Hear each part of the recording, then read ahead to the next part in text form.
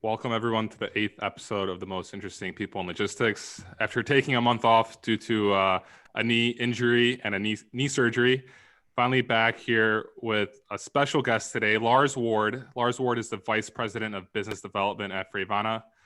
FreightVana focuses on three T's: trust, transparency, and technology. Lars, thank you so much for taking your time today to be on the show.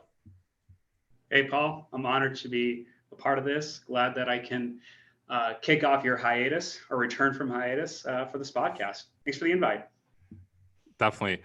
Lars, I would love to just right off the bat, if you could tell us, how did you get into logistics? Where was your first job and what were you doing? That is a great question. So I think all of us have a story on how we got into logistics. Mine wasn't a plan. I was actually at Arizona State University in Tempe, Arizona. And a good buddy of mine was working at Night Transportation, headquartered in Phoenix. I was getting my master's at ASU, was kind of in the post-Great Recessionary period, and I wasn't sure what I wanted to go do. So I was studying management, looking at a couple of different industries, and a very good buddy of mine who I had known for years had just started at Night and said, this is a great place, this is a great industry, I think you should be a part of it. So as a lot of folks say, the rest is history. As soon as I got to be a part of transportation, supply chain, logistics, I said, hey, this is for me. I love solving complex problems, working with different teams to, ultimately deliver value for, and for me, it was always on the customer side. So being able to deliver value for customers, solve some of their hard problems. And yeah, I was kind of hooked from there. So I got started on the customer service side, account management, worked my way up at Night Transportation where I managed a team of account managers. And then pretty quickly after that, entered the sales arena. So I did that for Night starting, probably early 2015, and have been in various sales roles since then. Okay. So you've been focused on the customer sales experience, and FreightVana started in June of this year, right? That was 6 months ago. Yeah. So that's kind of the rest of the story, right? So I did some various sales roles, since entering that, and had an opportunity to be a part of the founding team at FreightVana. So we started operations in June of this year. We kicked off with a team of 25 folks, thereabout. Most of them I had worked with for the better part of a decade, right? In various roles, different experiences. And I came over to lead our sales team, our sales strategy, really our customer development. So yeah, hey, it's been a wild, fun, exciting ride here in 5.5, 6 months of operations. I could imagine. What are like the key differences from working at such a corporate level like Knight Swift to transitioning to being a founder of FreightVana? I can imagine there's a ton of differences. So I mentioned, the how I kind of got over to Night. Ultimately, I'd ended up at Swift Transportation, so those companies came together. I got the unique opportunity to see the operations at Night and at Swift. And when I was a part of those organizations, you're talking about a multi-billion dollar company with significant legacy operations, asset, logistics, trailers, you name it. One of the biggest in not only North America, but in the world. And when I would approach customers, the conversations we would have, the solutions we would offer, it was a very unique experience, I think, that would be representative of those mega carriers out there. Day one of coming to FreightVana, we were starting from scratch. So as you can imagine, as I would work with a customer and I'd say, I'm a part of Knight Swift, there was a certain set of expectations and assumptions. But now when I call and I say, I'm a part of FreightVana, that's not the end of the conversation. There's a little bit more that I have to do to explain who we are, what we're doing, and really the unique value to that customer. So I'd say the biggest difference is going from a multi-billion-dollar company to a zero and getting to build from there. Okay. What could be like your competitive advantage being a startup that offers a technology to the customer? What could you offer different or better to the customer than a Swift or a Knight could? One of the things that I've personally enjoyed, and hey, there's a lot for us to talk about. One of the things that I've enjoyed is really the agility that I have here, the speed that I have to be able to go and deliver a solution. That's pretty unique. I think there's a entrepreneurial spirit in startups where, I come in, I roll up my sleeves, and I want to solve problems. I want to do that quickly. And for a lot of customers, I think they've had a relationship with me over a number of years. That's not just true for myself. That's true of our entire team. We're very privileged and fortunate at FreightVana to have a team with hundreds of years of not just professional experience, but direct trucking experience.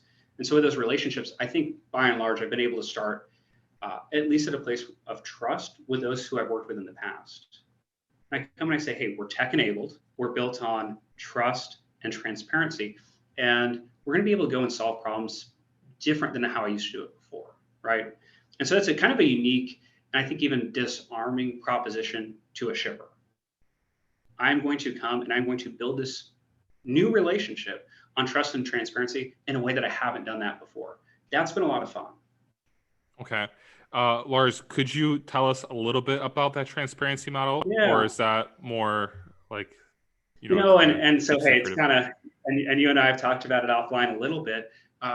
Publicly, we haven't shared a whole lot about our technology, but I think what we have shared is really the heart of the message, right? This big picture, trust, transparency, and technology. And I even say it this way, because I think it's really representative of maybe a problem in our industry. And I think something is, I'm scrolling through IG, checking out your memes. You highlight a lot of these problems in the industry. I had a shipper tell me this, and it's a line they've probably used a number of times, but I need another broker like I need another root canal, right? This kind of like, as much as I'd love to work with you, as much as I think that you would do a great job, I'm not looking to onboard another broker, right? Especially in this market. And I think when you come with a very standard retail brokerage pitch, I'm going to go find the highest rate you might pay, the lowest trucker who might haul it. I'm going to go make my margin. And yes, I'm going to say that I've got great capacity and great service and you'll love working with me, right? That I'm a problem solver. But there's 18,000 folks in the US who are making that pitch to shippers across the country. I've got a shipper. This is a great story. I've got a shipper who I've worked with for a number of years. Okay. This person has a significant transportation spend, north of $100 million. And we have a sincere friendship. I asked this person to send me every single brokerage solicitation they got, for probably about a month. Paul, I was overwhelmed. Like there were weeks where this person was getting more than 50 cold email solicitations. Wow. And what I realized is almost every pitch sounded the same, some version of it, right? I'll do a great job. I've got cheap rates and you should use me. That's it, right? Now, I'm not saying that shouldn't be a part of the way that, whether it's for myself or for those in the industry, go about trying to solicit business from a shipper. But what I would say is something that I wasn't selling on before and I get to sell on now is having more trust, more transparency, more visibility, all while being tech enabled. So I think for our shippers, and hey, you asked about what are some of those things that makes FreightVana special, starting from that place is really unique. Trying to disarm that traditional brokerage relationship to say, I think very boldly, I would like to become your most trusted and your most transparent partner. In fact, I want to feel like an extension of your business. And if I'm doing my job well, that's how it should feel when they work with us. Definitely. So do you believe that technology is like your key differentiator between those 50 cold emails and FreightVana, that you could offer that like something that's technology enabled? Yeah, so it's certainly one of our key differentiators. What I'd say too is, and hey, I'd be curious about your thoughts. I think there's a little bit of fatigue in the industry over technology platforms in general. I've heard from a lot of folks, everyone is pitching their unique technology offering.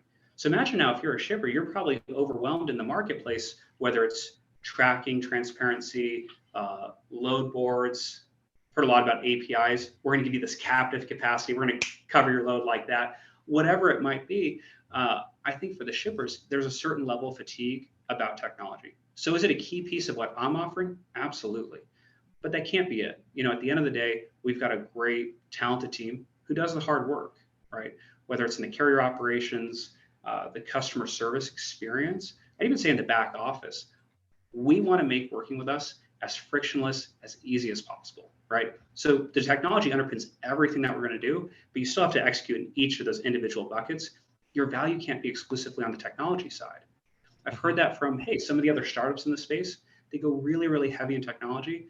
And what I'd argue, at least what I've heard from the shippers that I work with, is those other areas aren't given that same kind of prioritization. That's a problem. Okay. Yeah, totally. Okay. So, being a startup, you went from June starting this year to December, Yep. and you have 25 employees. Well, we started with about 25. I'd say. Oh, wow. Okay. Yeah. Yeah. So that's kind of unique. That's probably not what you were expecting to hear, right? Definitely not. We were pretty fortunate. So day one, we started with a pretty large founding team. Today, I haven't done a head count in a little while. I think we're closer to about 40. Oh, So yeah, very and we've impressive. really added in all areas of the business. We've added certainly in our carrier operations, our customer service, our back office, again, heavily in our technology space. I tell you, especially as we look into next year, we're going to continue to grow and to invest in all of those areas. And even in business development, we want to get more sales folks to help get the word out there about FreightVana and our offering. So we started with 25, we've got about 40 now, and I don't want to put a number on where we're going, but we have some ambitious growth goals for next year. So Sure, that's great to hear. Do you see any like direct competitors to FreightVana's technology, or I mean, if you don't want to disclose that, but because obviously you do differentiate yourself on the technology side, is there anyone else in the space doing something that's similar?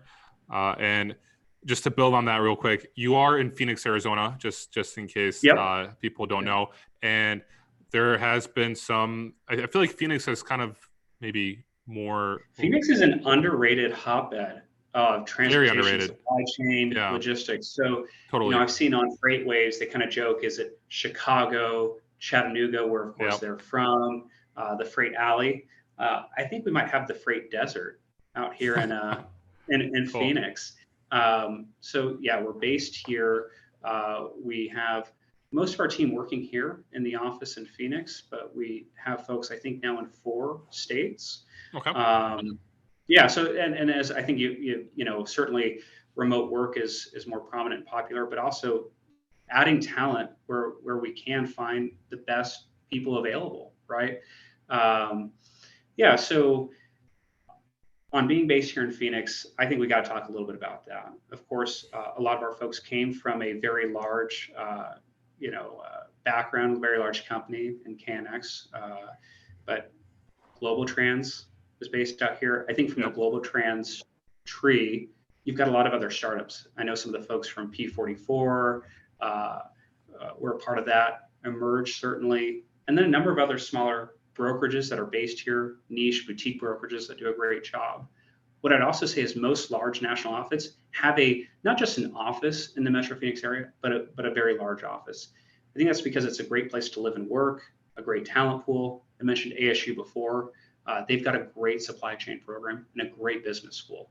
So the people and the talent that's available here in the Freight Desert, hey, it's fantastic, and we're happy to be here, right? Sure. So to build on that, the first part of that question, you could. Oh, the part I ignored. Yeah, the part you ignored. So I'm gonna just take it as let's just ignore that question and move on. Well, I'm totally fine with that. Let me say this. Hey, there's a lot of great folks in the industry, right? And everyone is going to the marketplace with their unique offerings. It's a big industry. There's going to be a lot of winners here. There's a lot of folks I'm rooting for, right? But as far as the competition, and this isn't to shy away from that, but it's not what we're focused on.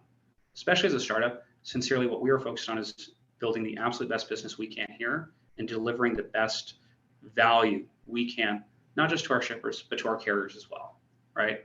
And I think especially as a startup, you have to have that mentality. We're not worried about what other folks are doing, right? We are sincerely worried about the work that we have in front of us.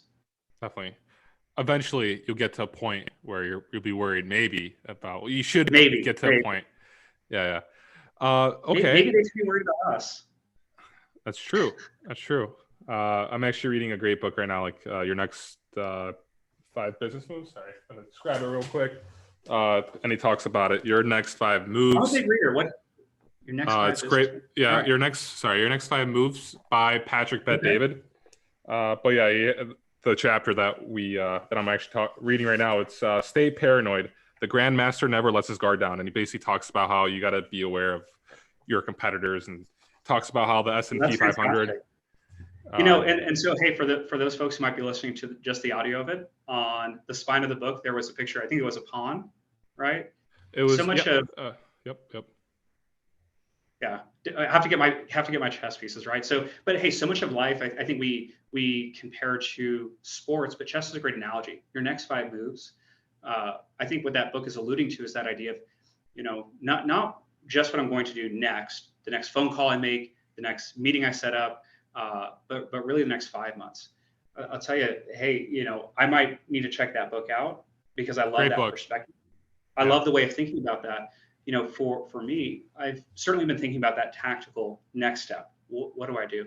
But I tell you, not just for me, but everybody here at FreightVana, we are thinking about how do we build out the next month, 6 months, year, 5 years of what this business is going to be. So I'm going to check out that book. That's a great recommendation. Yeah, I highly recommend it.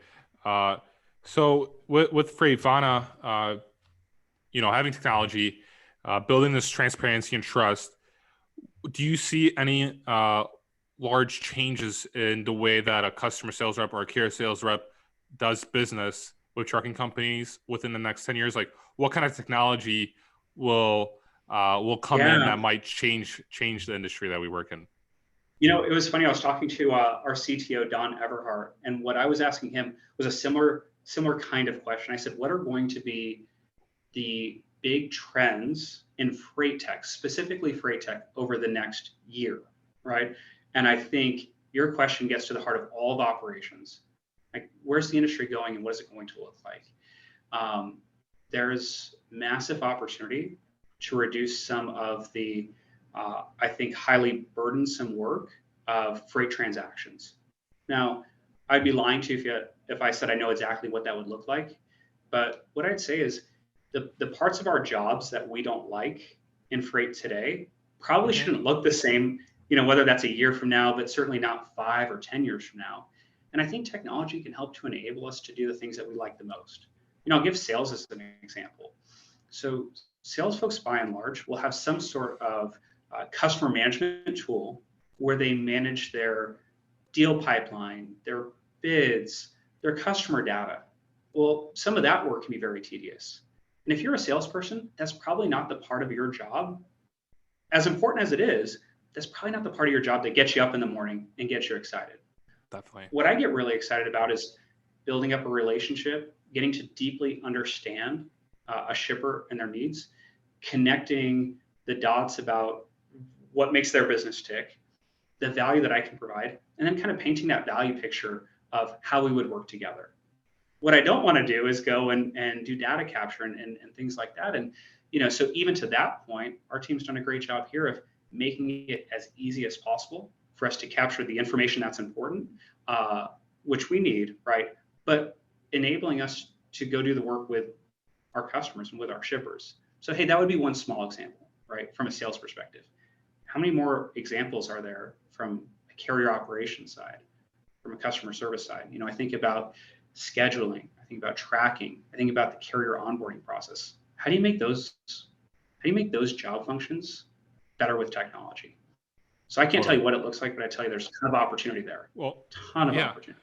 I visited a company in Chicago that's been working on technology, and I saw it, and there's still some of it's in development, but a lot of it's been already created. Mm-hmm. And what they do is they do like geo fences around truck drivers. So if a truck driver is tracking in a location which is like a normal location, let's say it's from Chicago to Miami, and he's the next day he's in Tennessee, that's normal. There's no point of tracking him because they have they use what is that tracking device called? MacroPoint. They use MacroPoint Okay. for it. Yep. Yeah, and they integrate it into their TMS, and they have a geofence around the driver.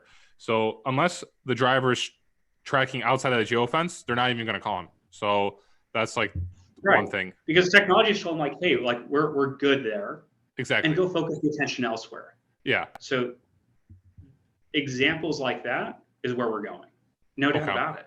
Sure. And then like another aspect of it is like they have a customer portal where every customer is shown. Every customer has their own login and they see all their loads. And let's say like the driver texts his POD to this generic 6-digit phone number. That's automatically uploaded into the database, and then the customer has the POD within seconds. So these are just small little things, and the invoice is automatically sent to the customer.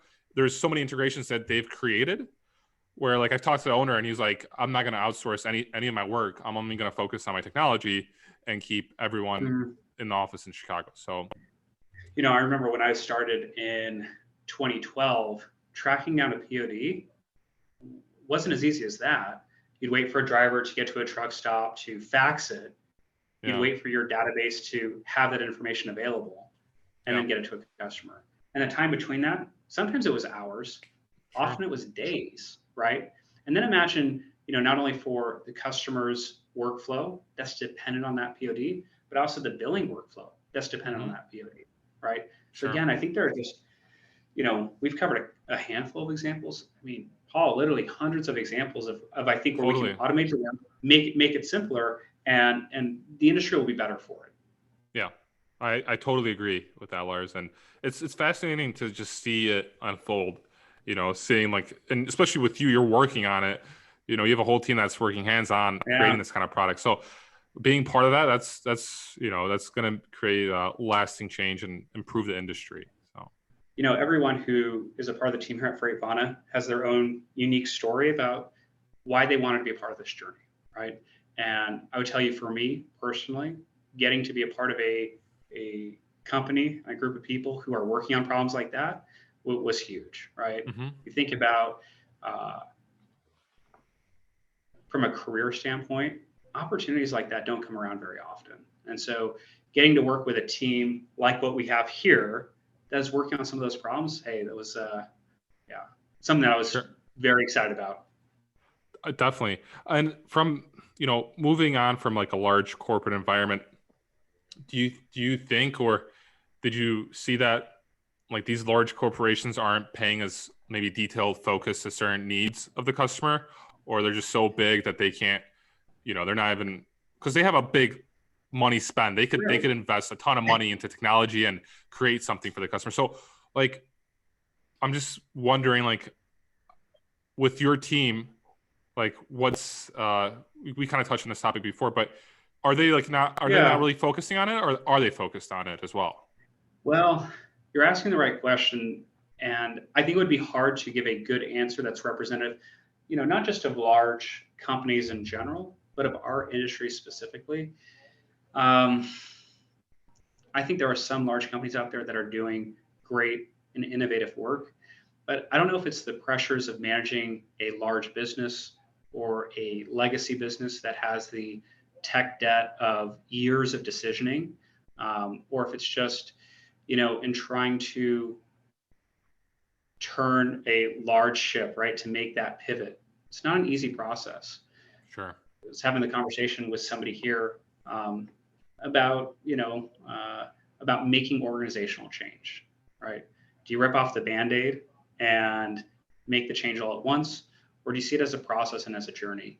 So it's hard to speak to what is driving or motivating large companies to make or to not make certain investments and how they see that future operation. But what I would say, and I think by and large, this is true of most startups, they have a vision of what they're going to do. And typically it's almost to pull the future forward, right?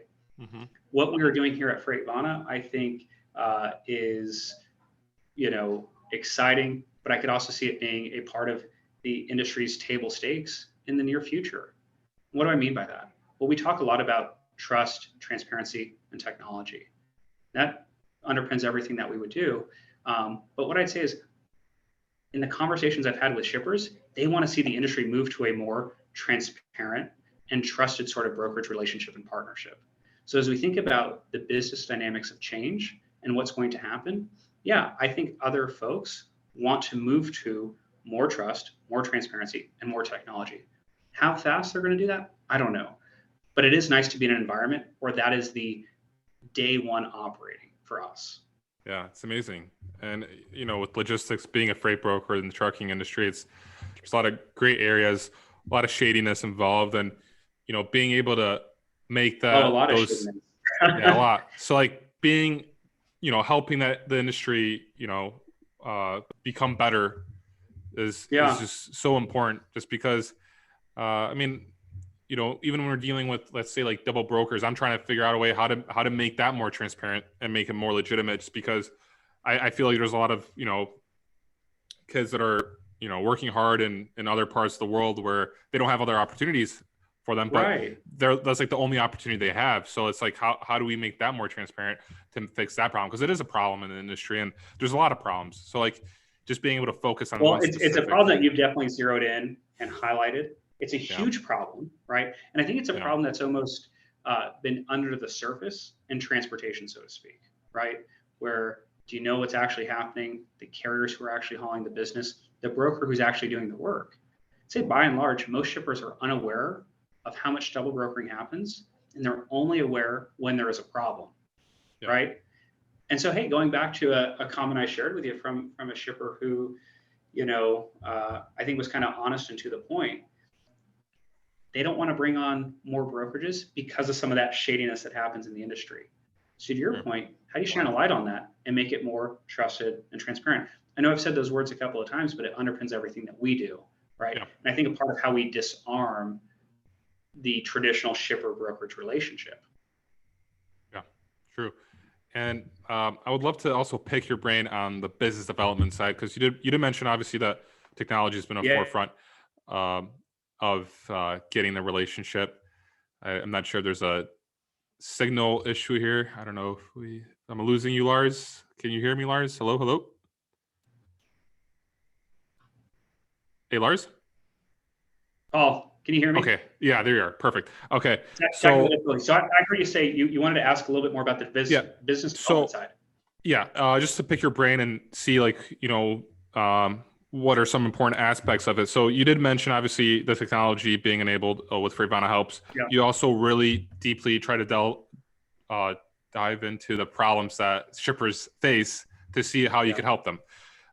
Besides those two aspects, could you tell us what maybe, because I actually have a lot of people messaging me like, oh, how do I get more business as being a freight broker?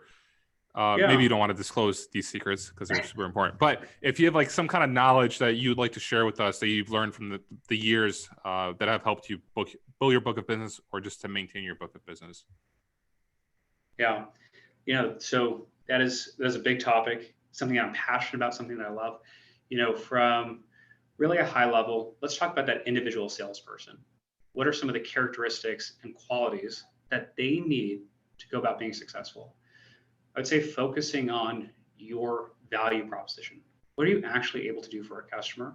And being very clear, very concise on what you can do. And I think being honest to what you can do, right?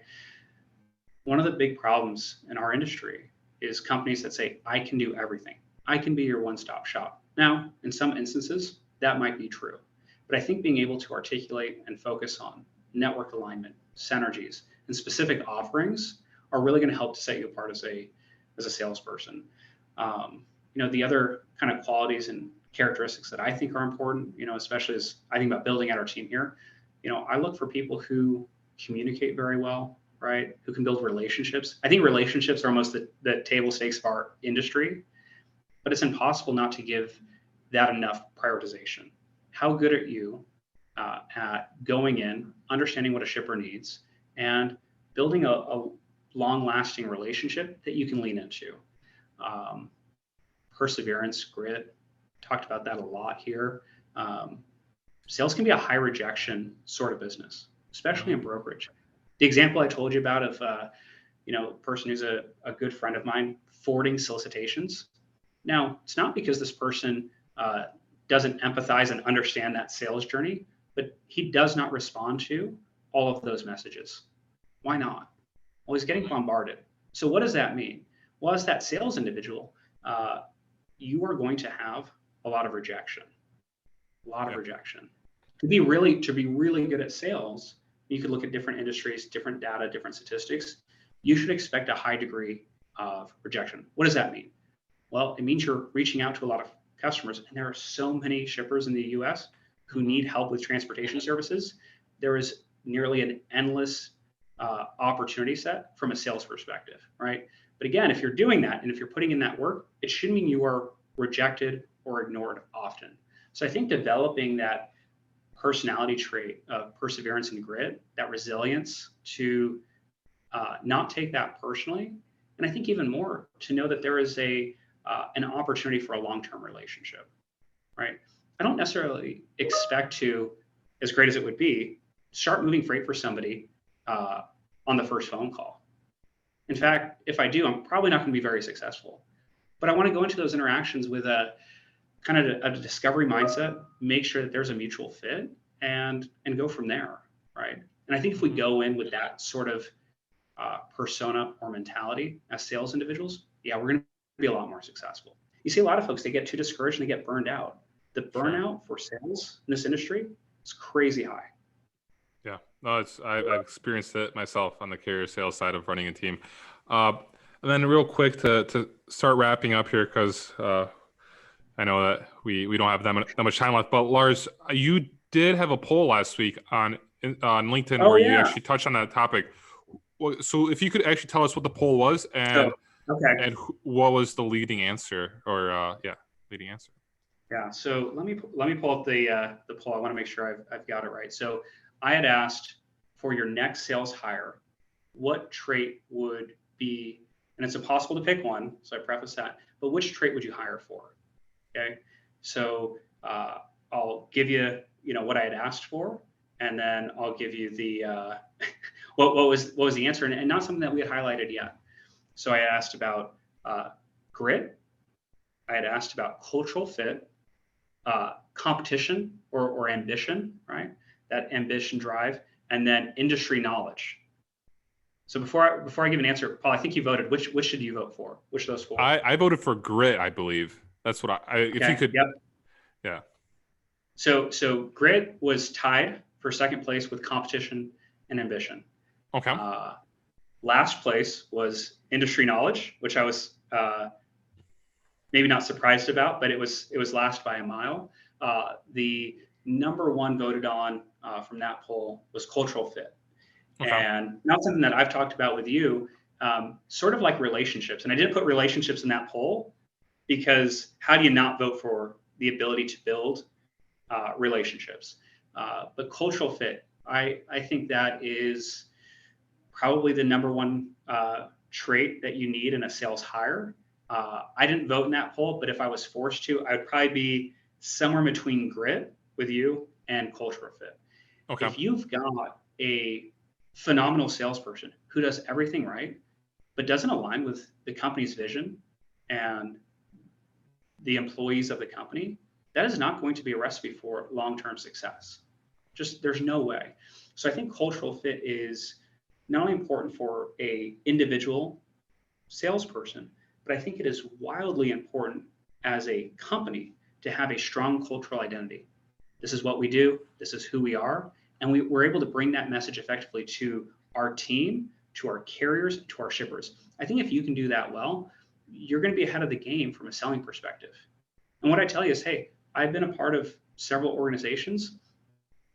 There were times where we did not have great cultural alignment around who we are and how we went about executing the business. So, hey, as you can imagine, for us here, as we build out our company, culture has been one of our primary focuses, and getting that right. Okay. That's I'm really interested in that, like the whole answer. I like the poll. And then this is gonna be my last question, Lars. And I usually on my podcast with this, it's more or less I want to get some business wisdom and some life wisdom out of you.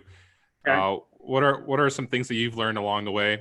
And someone being just a graduating college and getting into the workforce, what are some tips that you would give to that person, just to enlighten them or give them some Yeah. wisdom before they start? Yeah. So if you are a young college graduate, or maybe just a young person in the freight and logistics industry, and you're looking for some advice, I would highlight two categories. Okay. So the first thing I would highlight is mentorship, seeking out individuals who you want to emulate, right? Seeking out people you want to be like. I'd say if you can, find a handful of people, both in your industry and outside of your industry, who you really admire, really respect. Get into a regular cadence of mentorship, both professionally and personally. Say, hey, I admire you. Would you mentor me? Doing that will help you level up so much more quickly than going it on your own. I've had, as I'm saying this, a couple of mentors in my life who come to mind almost immediately. And, the personal and professional successes that I've had, hey, I would give them a lot of credit for, right? I've got a couple of individuals who I mentor today outside of the organization here. And, it's a rewarding experience for me to do. And so I think if you're a young person, you seek that out, not only will you be better for it, but there's a lot of folks who would love to have that opportunity. So I said I'd highlight two buckets. One would be mentorship. The other area that I would highlight is finding great work and pursuing the company, pursuing the role that you do, and not necessarily pursuing, at least early on, the compensation or the prestige of certain organizations. I've known folks who have gone to large, very reputable brands, and they don't love their work. They're not passionate about what they do. They're not learning, growing, being challenged. Early on, find a role where you will be challenged. That is an absolute must and will pay dividends for years to come, right? I'd even say this, a little bit of a different experience, a little bit of a different journey for me personally, but being a part of a startup has been a phenomenal experience. There are things that I've had to do in a startup that I would have never otherwise had the opportunity to go about doing outside of my role within the business. And I've loved every minute of that. So if you're a young person thinking about how you want to design and build your career, find a place where you can do interesting work with great people that'll challenge you. Love that. Great stuff, Lars. Thank you so much for being on this show and sharing with us all the knowledge that you did. And building on that mentorship and just being challenged, I 100% agree with your answer. And I myself seek out mentors, and I try to help out young kids as well. When I see a young kid that's 21 or 20, I always try to just throw them some tips, like what I've learned. But yeah. So Lars, thank you so much for being on The Most Interesting People in Logistics. If anyone wants to connect with Lars, they could do so via LinkedIn, right? And then LinkedIn would be the best place. Yeah. Connect, Lars Ward. Shoot me a message, and be happy to connect with anybody who listens to this and found something valuable. Definitely. And then also make sure to follow FreightVana on Instagram, LinkedIn, and most importantly, TikTok, where you have Josh Breeze making the great content for the company. Got to give a shout out to Josh. So yeah, FreightVana is a must follow. Definitely. No, there's some hysterical videos that I've actually reshared on my Instagram. So definitely a must follow. And I'm excited to see what FreightVana is going to be doing in the next few years. I feel like it's going to do a lot. So it'll be exciting to watch it. It's been an exciting ride for certainly those who are here, and I think for a lot in the industry who are following us, this is a lot of fun. I appreciate the invitation and the opportunity to share more. We got to do it again soon. Definitely, Lars. Thank you so much, and that's a wrap for episode 8.